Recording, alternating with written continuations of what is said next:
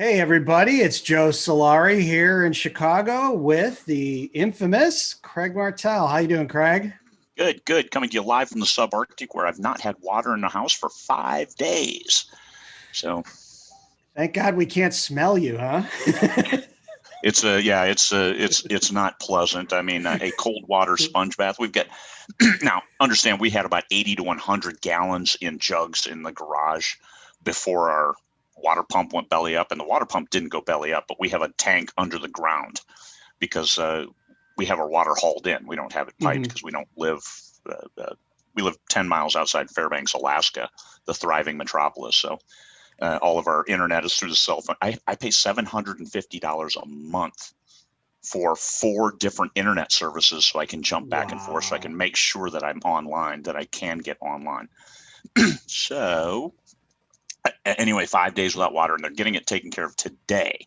So yeah, I was a little late coming in here because I was out adjusting the garage for where the plumber is finally going to plumb in the tank and change it from the underground feed, which the ground's frozen to 4 feet. So if I wanted to fix the tank outside, it would take a jackhammer and cost about 5 times as Oof. much as normal. Oh yeah. So I just put a 1,500-gallon tank in my garage, and they're going to pipe it in from there. And then I won't have to worry about a heat trace and all this other stuff that you have to do in the subarctic in the winter.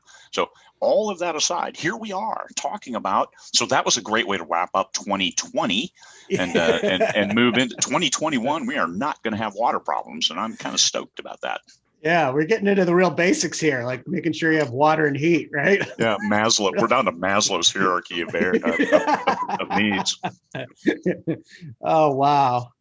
Yeah, well, it's been the time has spun by again. It's another 3 months, and so we need to hear what happened with your wrap up of 2020, and then of course talk about planning for 2021 and um, what your what your big goals are and how you plan to execute on those this Alrighty coming then. year. 2020, actually, I made a lot more money in 2020 than I did in 2019. 2018 was my biggest year. 2019, I tried to expand and publish more. And all it did was I drove my fan base away because these were co-authored projects written mostly by the other person. And I canceled that after about 30 weeks into 2019. And then I only went with 4 of my own books for the last half. So I published 30 books in the first 6 months and 4 books in the last 6 months. And I made as much off those 4 books as I did off the 30 before. And actually a Wow, lot more profit made. That's grossed more, and the profit was much bigger. So I, that's a I big deal. I changed my that's you have to, and this is why I've been harping on it so much this year. You have to satisfy your readers. Every reader you've gained is because of your writing. If you're trying to expand that based on thinking that the readers will read other stuff, you have to be careful. And I didn't Mm, bring in the right blend of other stuff because I'm like, hey, co-author, write what you like. Here we're gonna shape it, we're gonna work it a little bit, but I didn't say no, it must be this, which that sounds yeah. like trad pub gatekeepers, doesn't it? Yeah, don't give me that book. You give me exactly this book because I know I can sell that. So Mm. uh, Yeah, I think that that's something I've seen a lot of folks run into is as they shift into that publishing responsibility where they're working either co-authoring or hiring somebody to work with them that they have to remember that what made them successful was a certain audience came there, and if you change that up, you know, you start serving hazelnut coffee and they like regular coffee, they're going to be yeah, like, I don't like this hazelnut flavor. yep, and it's exactly that. That's a great analogy. So Um, for 2020, I focused on my books, and because of the pandemic, I was no travel, right? So I produced double the number of books I had planned.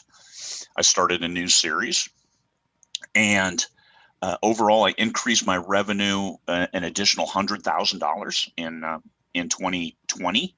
So a little over 300 for 2020. Now I spend a lot of money. I help a lot of authors. I do a lot of that stuff. So my net was a little into six figures, and that's it. Now this year, so 2020, I published 12 different titles. I boxed a number of complete series because that's one thing I wanted to do at the start of 2020 was wrap up series. I wrapped 2 in 2019 right at the very end, and I wrapped 3 more in 2019. We boxed all of that into complete sets, and we hit December really, really hard with these complete box sets. So that jacked my revenue up on the year. November and December were absolutely huge with new releases, with new release complete box sets, which is just repackaging. So you're making money off old stuff. I didn't have to write anything new for those besides the last book in the series that I wrote earlier in the year. So that was 3 series that I did. I started a new series, which I wrote 2 books and published those November 30th. And then December 26th. So I did 2 quick back to back. Those are doing really well. Rocking and rolling. This is not only a new series, but this is a new genre, right? It is a new genre. That's right. I went from science fiction to thriller. And the thriller. Now, the good thing is my audience, for me, because I built my brand on writing about justice and stuff like that. So it blends right in. If you like my science fiction, if you like my space lawyer series, you're going to like this thriller, even though it's set modern day. It's okay. There's still the Easter eggs in there that because of course I love Firefly and stuff like that. So there's those kinds of references and the thriller, big Rush fan. So he's always listening to Rush. I'll have Rush songs, the song titles listed that, hey, he dialed that up and listened to it while he was going in for something. But so relating that way, but it's still, it's a new genre, but only for marketing purposes, not really anything that will drive my readers away. So bring new readers to me. And if they like that, they might move over to some of my sci-fi, like the Space Lawyer series, because it's more justice, right?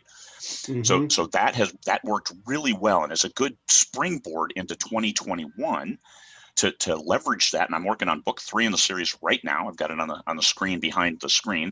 And I think that one's going to come off well. It's a good start. My insider team has read the first 5. I always share the first 5,000 words with them just to make sure. And they're like, "Oh God, I love this. I want to read more." And it was a lot about food and other stuff. It was just banter between the main characters, but that just shows this is an engaging character that people like. So that's going to go forward. I've got other series. I've got 2 books publishing at the end of this month. One is is an epic sword and sorcery novel that I'm writing, that I rewrote with Jean Rabe, who wrote Dragonlance novels, wrote in the Dragonlance universe. She wrote Shadowrun books. She's been published for 30 some years. She's a trad pub author who has moved over to indie with her, and she writes a mystery action series as well, the Piper Blackwell series. So she's doing that, and so we jumped in together to write back into sword and sorcery, and she's great. I learned from her. We've had a good time writing this, so it was really a nice collaboration.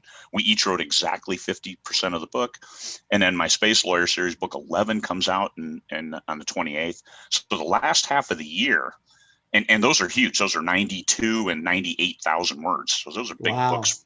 My usual is about 70,000. I know epic fantasy, they're writing 250,000 word books, and I understand, but me, I write 70,000. My fans, they're used to 70, but if they get a 98, that's great because I'm exclusive to Kindle. So that's extra KU income. So longer books are good. I mean, that's one thing that Amanda Lee has said, that she was making good money off 60,000 words novels, but she's making great money off 80,000 word novels. So there's you have to look at that aspect of it, because I built my readership based on being exclusive to Amazon. So I do get a certain amount of KU revenue, and by kicking up the book line, and the stories were there. It wasn't because I'm just trying to add words. No, there's no fluff. It's just additional subplots and stuff that the readers have asked for specifically, because it's the 11th book in the one series, and the sword and sorcery is just because, hey, we had an outline that Gene had done for a Conan submission. And we took that and we made it our own character. And so we just did the outline that she had already done. And it just turned into, it was 93,000 words. So those things, we're going to do another one probably later this spring, summer. So we'll have 2 books in that series, Good Sword and Sorcery. If you like Conan, you like Robert E. Howard, this book is for you. You're going to like it. I've got the thriller series. I've got another space lawyer book. All covers already done and ready. And then I'm writing, I hired on where I contracted with Ethon Publishing, who's had great luck in military sci-fi. That's Rhett Bruno and Steve Bolo. Yeah. Okay. Yeah. And for a 3-book military sci-fi series, Max in Space, I'm going to resurrect my Battleship Leviathan. That's a series that I was going to write, that I was going to co-author, but the co-author, I didn't like the first 30,000 words. It really didn't resonate. But there's some aspects of it that I'm going to resurrect, and we're going to go use that for this series. 3 books that I owe them, and we'll kick that off when they're ready, because they're going to get a simultaneous audio contract. So I'll write those books. Also, last year, I wrote a book that I thought would satisfy that contract. But after I finished it, I'm like, this isn't it. This isn't a military sci-fi. This is straight space opera, space adventure. So understanding genre equals marketing, this one wouldn't hit their target audience, and I'd write 3 books and wouldn't make anything. And so I'm not going to do that. So so I put that one aside. So that's an 80,000 word book that's sitting there, an 80,000 word Craig Martelle book that's sitting there not being loved. I need to read through it and then find what the audience is going to be, and then I'll look at publishing that. And that one, I may find a co-author to finish the last 2 books, because I'm just not excited about it. Even though I think it's a good story, I'm not excited about it. And I'm at that point in my career, all 5 years in, and January 16th, that represents the 5-year anniversary of my first book being published. So so that's coming up soon, and at this point in my career, 100 and some books in, now I don't want to write stuff that don't excite me. I like my thriller series. I like my space lawyer series. I'm going to like that mech series with the Battleship Leviathan. That excites me. This huge battleship of ancient technology that they take over, and then they go do military operations from that. It's going to be way cool. And that's going to be a lot of my year. I have some short stories that I need to write and fill in gaps and get in anthologies. But one thing we were talking about before we went live is I need to invest that additional time in audience engagement. I need to engage with my fans better. I send them a weekly newsletter, but it's a here, buy my shit kind of newsletter, and that's not optimal. Even though I do engage, I said, hey, here's some stuff from Alaska, but I need better engagement. I need giveaways. I need to do a survey, do polls, hey, on these characters, what do you think about this? In the last book, hey, what did you think about this? What do you think about that? And get them engaged, and then incentivize them being a street team, as in telling your friends, hey, I like this series. You should probably read this, that kind of thing, because there's nobody that will sell it more than a fan. Because like, hey, I like this series, so I want other people to read it, and that's what I need to spend more time on. Yeah, I think there's when you look at what gets lost in a lot of marketing for authors is we get so tied up in all this technology, and we get very transactional rather than relationship focused. And when you think about a loop of, what would you want your fan to say to somebody else to sell your book? Have you kind of coached them what to say, right? Yep. And then when they say that, like, hey, Craig Martelle writes these books about justice and the good guy always winning, then it's your responsibility to deliver on that, right? Like if my friend tells me that and I'm into that and I pick it up, and your book, the first book I read, doesn't hit that brand promise, and I'm like, I think my friend's a little crazy. And you've hurt not only you and your sales, but your friend's reputation that you just their fan that you traded on his reputation. So I think making that loop work for you, I mean, it's a super simple old school concept, but that shit works, right? Yep. And the other one that we're seeing that I think is relevant to you is that while you're a wonderful guy and a lot of people love Craig Martelle, your fans love your characters even more. Yeah. And that character is something that can be a marketing tool in, taking over your newsletter and making that connection in ways that you can't, because that character has actually got a physical presence in their head. It's the neuron pathways that have been created over reading book after book and then filling in all the little blanks with their associations and their memories to, fill out that character in the spots that you've left open. So like that character is a unique relationship they have that I think authors forget. Like they're so quick to go to like whatever the newfangled marketing technique is. And like, if you went to some of the best advertisers in the world and they said, well, what sells? Story. Oh, well, I'm really good at telling a story. Yep. What really sells? Why do you think salesmen have that certain look, especially when they're talking in-person sales? Because they're making that connection with the buyer. And it's not because, hey, I have a Ferrari for sale, but hey, look at me, look at my smile, look at my winning smile. Look, let's talk about a great car. Let's have a relationship, and not that kind of relationship, but an engagement where you have a dialogue and you feel listened to. And this is one thing I think I've done well with my fans, but I can expand that is I listen to them. I'll put it in the author notes. Hey, I heard this. You guys were saying this. And the newest book, that's exactly it. Hey, you guys were asking for this and I delivered, and it added 30,000 words to the book because, hey, you're going to know more about this character that you've been asking about, and you're going to know more about Floyd the Wombat because everybody loves Floyd the Wombat. She's a girl wombat named Floyd. Well, you look at, some of the areas where fan fiction has developed around authors, and, some authors are offended by that people would try and do stuff with their intellectual property. But if you think about it, really what's happening is those fans are so invested in those characters, they're trying to answer unanswered questions. Yep. Right. Yep. Now, whether you purposefully left those loops open for later or not, the point is that people are so invested in your character world. It's like, I want to know what would happen if the character hooked up with that character, or if they did this. And when you get people that are investing in because again, you and I are on the same, investing that kind of mental energy in a product, right? They've associated their identity with that product. Yeah. Like, you win. Like, oh, and you know what? I wrote down on my board because we were talking earlier, and that was worth the price of admission there. That 30 minutes we spent talking ahead of time. Fan fiction. I wrote it down on the board because I can write a contest, especially with Ian and Jenny, the characters in my thriller series. That I'll ask for a fan fiction contest, flash fiction.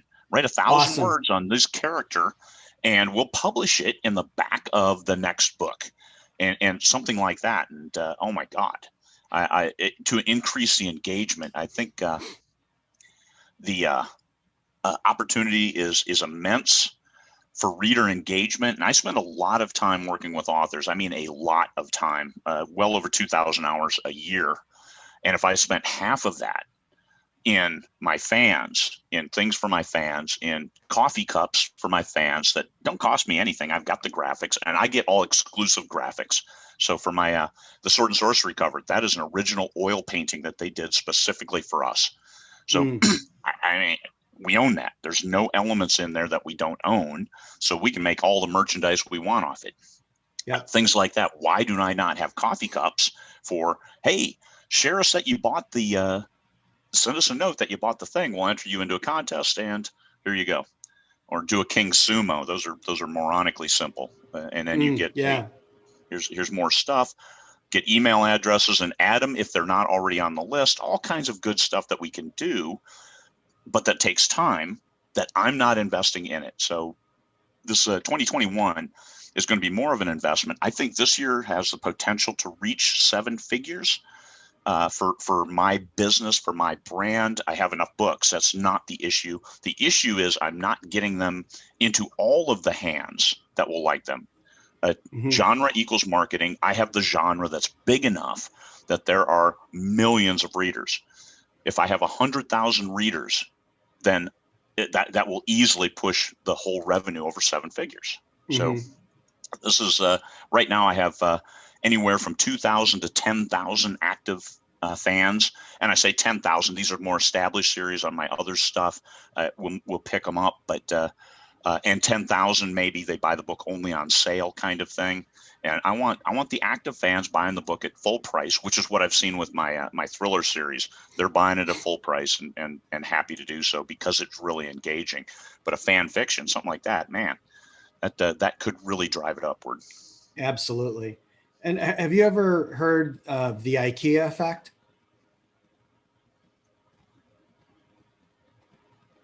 Have you ever heard of the IKEA effect?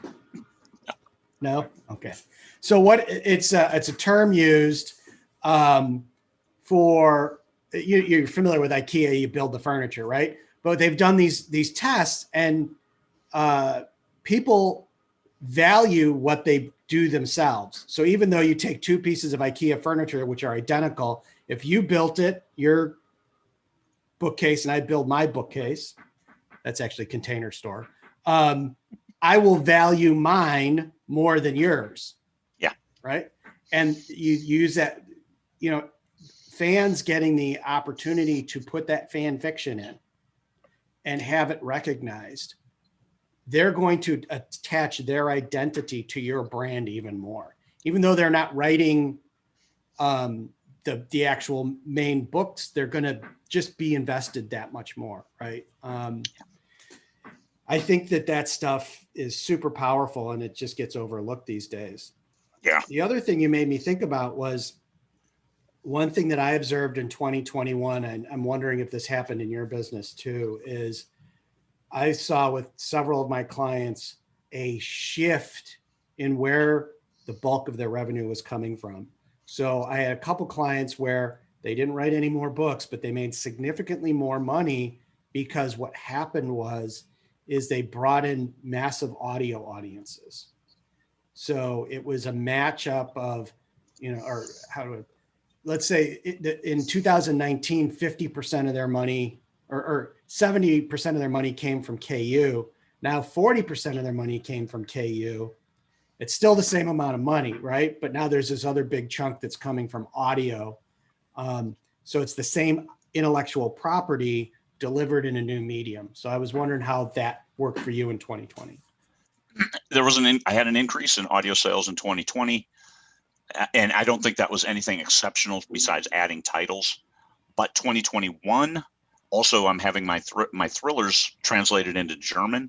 So the first one is done, and I should be able to put it online within a week or two, and then we'll have the German thriller first one up, and the next 2 in the pipeline.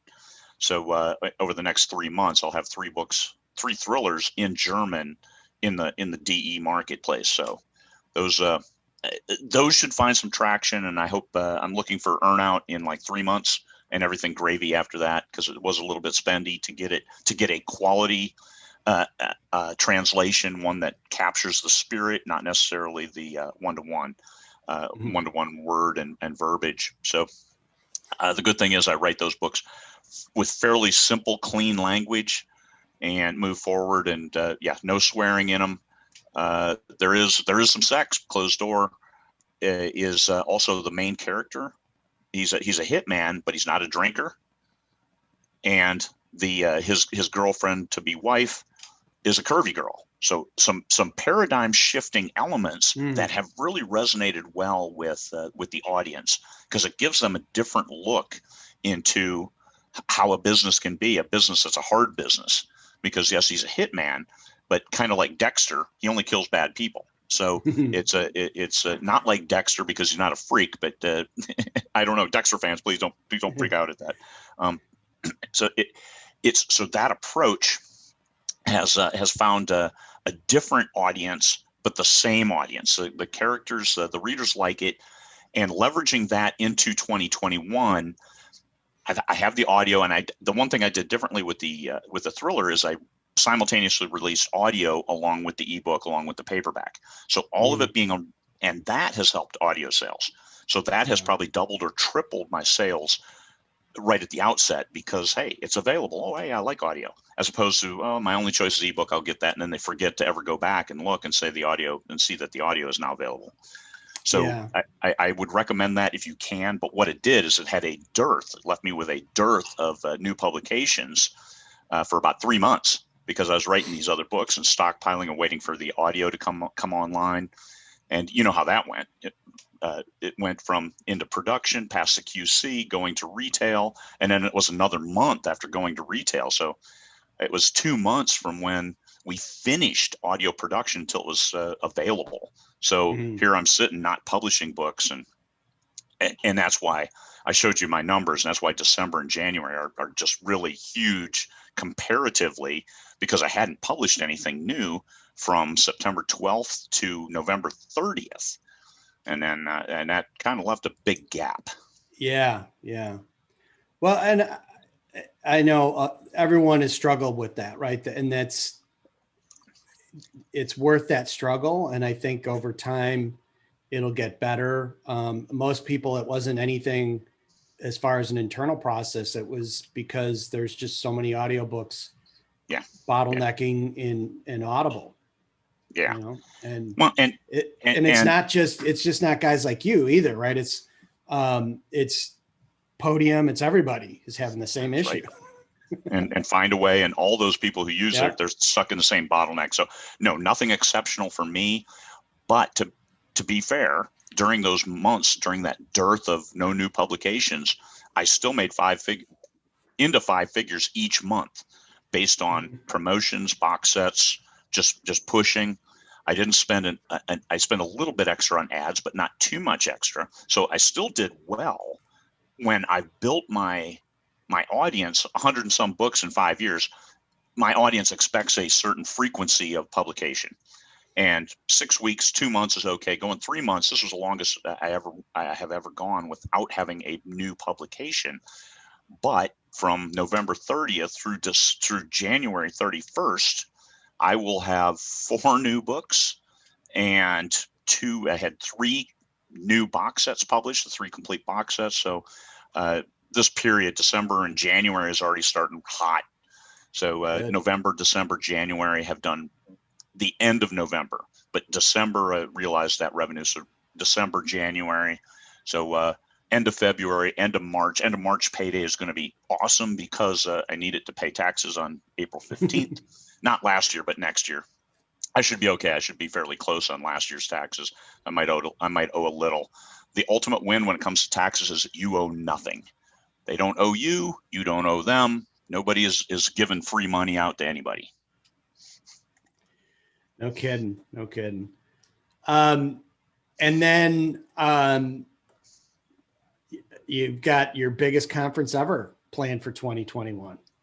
We have, I'm estimating 2,500 people coming for 2021, November 8th through the 12th in Vegas.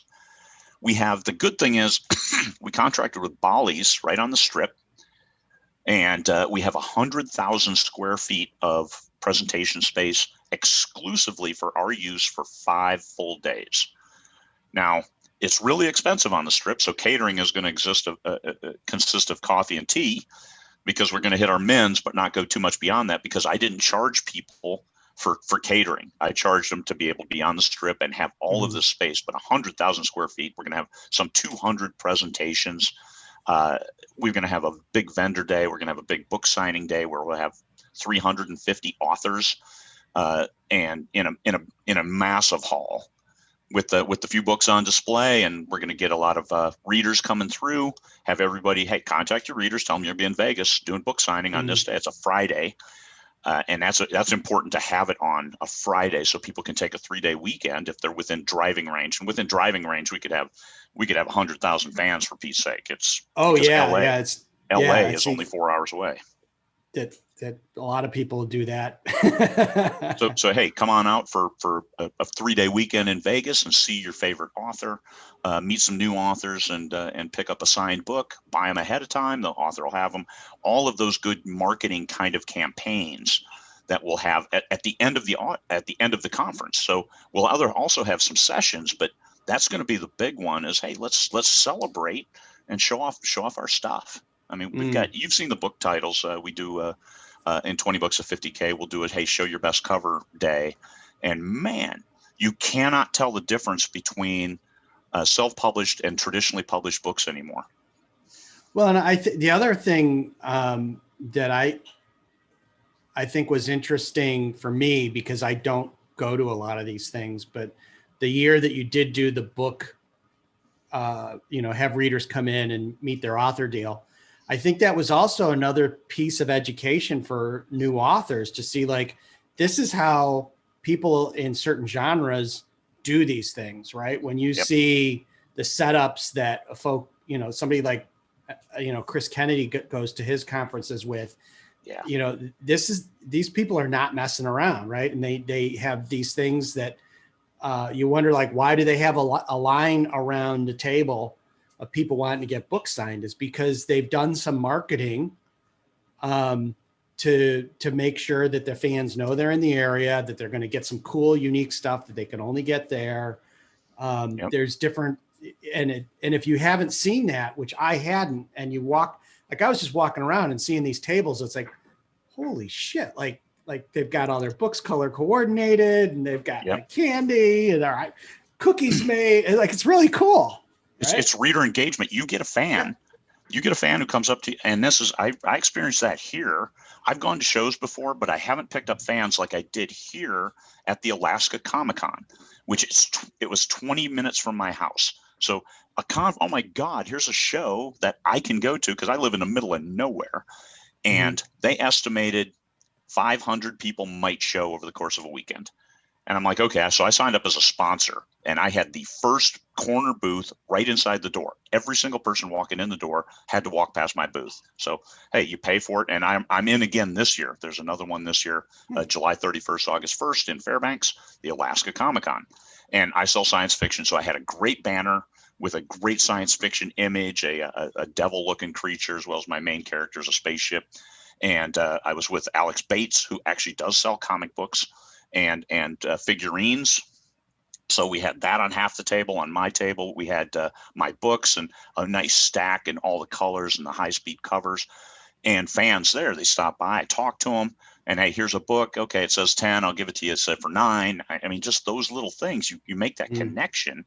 And so many people have written me since then. Hey, I bought your first 3 books, and I bought the other 7 from Amazon. Thanks. It was nice meeting you. I love your characters. And so pick up those fans. Like we said, reader engagement. This is another thing that the 20 Books Conference, teaching people for how to improve their reader engagement in person. It's not for all people, but Chris Kennedy is exemplary when it comes to that, because his fans have a cosplay that they do for his characters, and it's a legion, just like David Weber, just like Kevin J. Anderson goes to conferences, and so many other folks that really engage. And now you have those fanatical fans are bringing more people in. Hey, join the Legion. And you're like, what the hell? I'm not a political type. No, that's not what I'm talking about. Put on your stormtrooper gear and let's go. And the fans like it. They dress up, they come, they get signed books, and then they get back online over the next year. They're talking about that for the following year. So this is a great thing, and it's for, like we talked about earlier, the reader, and you cannot do anything better than reader engagement. You can advertise to them, sell them one book, but if you can sell them one book and then sell them on you, that's when you win. Well, and where that, not that awards are a big deal, but people are like, well, how is it that the Four Horsemen universe has gotten more Dragon Award nominations and more wins? Well, he goes to that conference. He's been there for years. I can't go to Dragon Con because there's so many damn people. So many people. You couldn't move. It was like that Star Trek episode where that planet was all people and they wanted to get measles so they could reduce the population, for Pete's sake. That was Dragon Con, and it gives me the willies. So I can't go because it's just too many people. I live in the middle of Alaska for a reason. But that's people wonder how his brand is built. It's because he's the opposite. He likes to go to those things. He likes to do cosplay. he and Sheila have been into that before his stuff was a big success, right? Like that's his way of having fun. They just bought an RV so they can drive around and do those things, right? Like that's, if you can't say, well, I want a business like his if you're not going to do things his way, right? That's right. And if it's not your thing, that's cool. But we were talking about the fan fiction thing. His fans run the fan club. He has no say in it. I mean, that's right. He'll stop by and drop a thing or two, but yep. That's right. The fans run it, and it doesn't get any better than that. Right. And that's free he advertising. Really opened my eyes up to it, because I came from that business thing where like, oh, your IP. And he's like, hey, if Mark and I tried to plan this all out, we do it wrong. Guess what? The fans do exactly what the fans want to do. Yep. And by dabbling and giving giveaways and stuff like that, and I think they have the best cosplayer award at the shows that he goes to and stuff like that. It's, oh yeah. I mean, he's got lifelong fans, and yes, it costs to go to the show, but the fans are worth it, because he published, I think Chris Kennedy Publishing published 60 books last year. Oh yeah. It was a lot. Yeah. And think when you see a guy who's coming up to your booth and he's got $2,000 worth of cosplay shit on, he's got some money to spend, right? Yeah. So 2021, I think we can call that the year of reader engagement. And you just changed my mind on that from on 12th of January. Thank God it wasn't the 12th of December. So 2021 will make the year of reader engagement, in order to improve, rather than spending obscene amount of money on ads. Let me spend the time and not the money, and let's see if we can improve profitability, because hey, we got to talk about cash flow, right? Improve profitability over top of gross revenue. I mean, gross revenue is okay, but you and I both know cash is king. Amen. And I've just seen with some folks, and granted, they created some real advantage in prior rounds through advertising and building their audience, because they've been around, but they're doing just that. They're cutting back them. Yeah. They're focusing on how I can use maybe a little less money and more of my time in that fan community, and get them really starting to associate their personal identity with my characters and my brand. And I can tell you, because I've seen it, these folks that are doing this stuff, when they're doing launches, they're spending far less on advertising. I'm not saying they're not eliminating, but they're spending far less and getting better and better results. Yeah. That's it. How can it get better than that, man? I don't know. I'm I don't pretty think happy. it can. That exact same sweater, man. I think you stole it from me.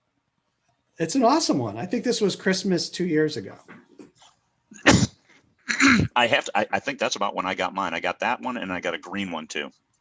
And they're both pretty cool. They're a little heavy to wear around the house, because I go with just a sweatshirt. But well, we sold the house in April, and we moved into this place we're renting, because our plan is to move somewhere warmer. Our office space that we have, which is really cool, I love it, but it's not heated. 3 outside walls and not heated. Have a nice exactly. day.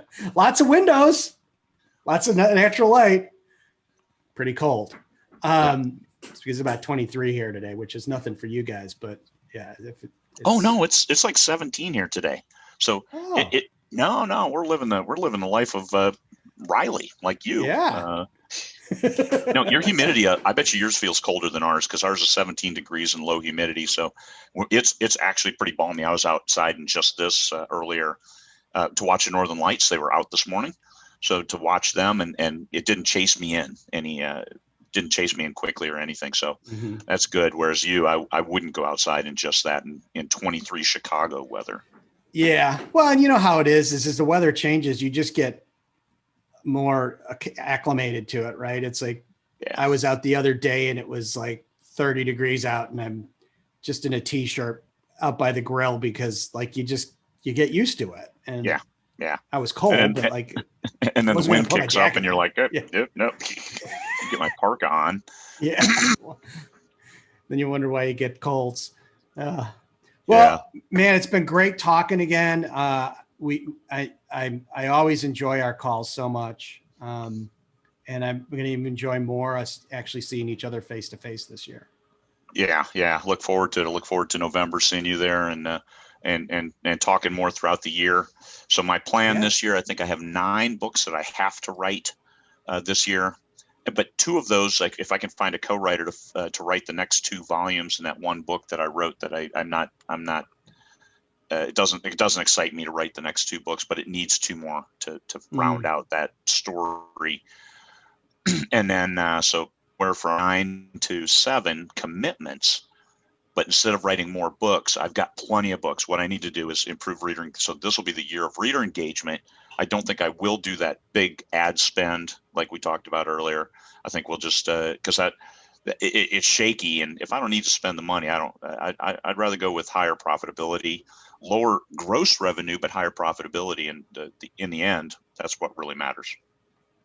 Well, and my thing is, if you took 25% of what you were budgeting for that project and you figure out some exciting on-brand way to get that money into the hands of your fans, it would have tenfold the result. It may take longer for that to play out. There's patience involved, right? Yeah.